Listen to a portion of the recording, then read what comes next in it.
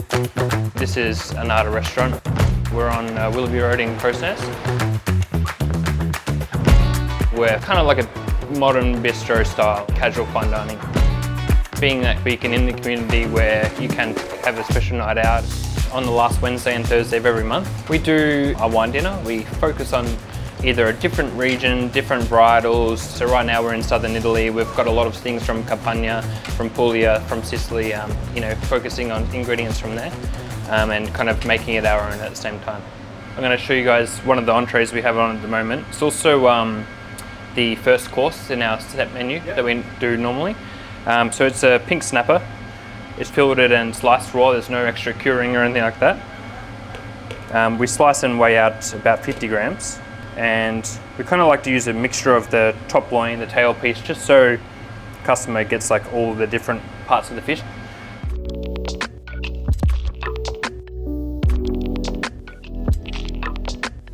So this is the dressing that, it's what I like about the dish most. It's a mixture of orange juice, lime juice, lemon juice, fermented chili paste, fish sauce and orange blossom water. You're probably putting like a tablespoon roughly on there. It is quite spicy, so we don't like to pour too much on there. We just use the brush just to make sure all the bits of fish have a little bit of dressing on there. This is just a pretty standard avocado mousse. This is just avocados. We use a little bit of glucose to help with the texture, ascorbic acid, salt. And then we've got just some mandolin jalapenos. Add a little bit of like the fresh chili flavor. It is sunrise limes. They're like a hybrid breed between the native finger lime and kumquats. And then to finish, we just put a little bit of sea salt. And here is confetti coriander. It's like just the baby coriander shoots before the leaves start to form.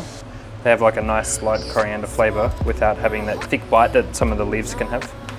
And then just at the end, some freshly diced mango. That's it. The avocado is adding the fattiness and the creaminess to kind of cut through all the acid that you're getting from the dressing. Mango is just playing on a bit of that tropical South America fruits. The dressing, I guess, inherently is a little bit Southeast Asian with the fermented chili and the fish sauce. And the citrus juices will help cook the fish. Typical Saturday night, we'd probably serve about 45 of these. It'll be kind of, what everyone starts their night with. The next dish will be our coral trout from far north Queensland. It's about 130 gram fillet, and we're just going to pan fry it. Served with curry sauce, some mandolin carrots, some ginger oil, and some fried curry leaves. So it's kind of a mix between some classic French techniques, also kind of playing on maybe like a Thai red curry, kind of a mixture of flavors.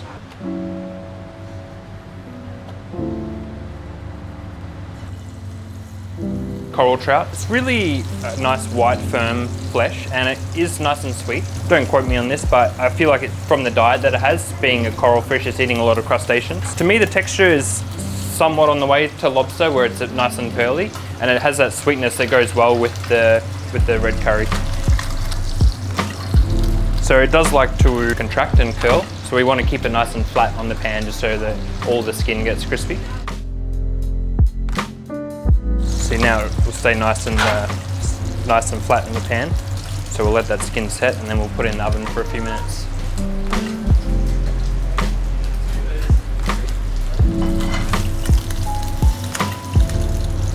When it comes out, it should be nice and golden brown. You just want the skin to be evenly cooked.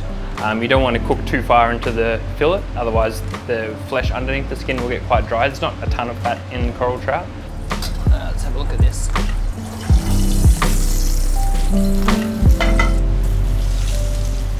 So we're just going to add some butter. I like to put a little bit of salt on the butter. We'll just baste the bottom side of the fish a little bit just to get the cooking process started.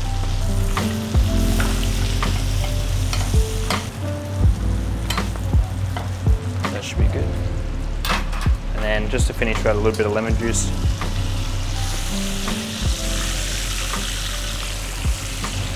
So while that's resting, we'll make the sauce.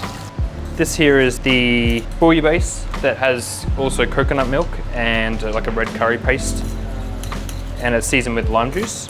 And then we want to add maybe like a tablespoon of the blanched and sliced carrots. And we just need to bring that to the boil to make everything hot. Just simmering and reheating those carrots. And then just slice this, nice and even. And then just cover the fish with the sauce.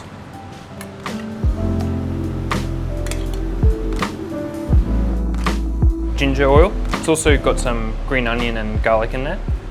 And we just finish with some fried curry leaves. And that's it. On the weekends, we probably do about 60 to 80 over 2 sittings.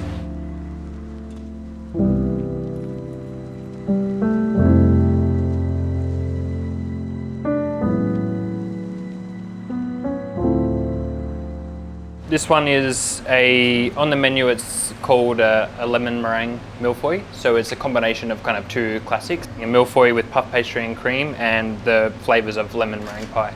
You know, something that's exciting for people, like it is like a very kind of special night out kind of dessert. So on the bottom here, we're just gonna put a little bit of, it's just like mascarpone and creme fraiche that's just been whipped with like a little bit of sugar, a little bit of vanilla. And then we've just got some puff pastry that we've baked in little circles here that we've then cut them in half. So then we'll put another layer of mascarpone. This is just like a syrup that's flavored with a lemon peel. Put another layer of puff and go again.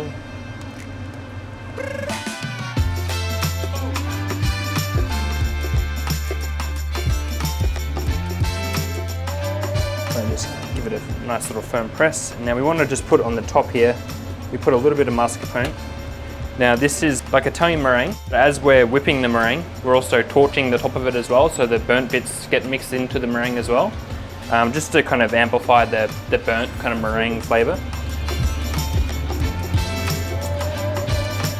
And then if you just use a wet spoon here, make a little home for our ice cream that will go on top.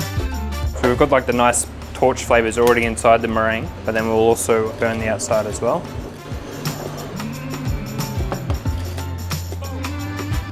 So this ice cream, we actually pretty much just make lemon curd and freeze it. So it has that kind of like nice moussey texture. Hence the name, kind of like, it's like a lemon meringue pie, but a millefeuille at the same time. And then we'll just finish it with a bit of icing sugar. It looks nice at the table, like it's tall, it sticks out, like it does look, you know, something that you'd take photos of, and it is something that makes a special night for people. As for the menu, a lot of it is just trying to keep myself and the guys engaged and try to switch things up, use what's in season, use new and exciting things.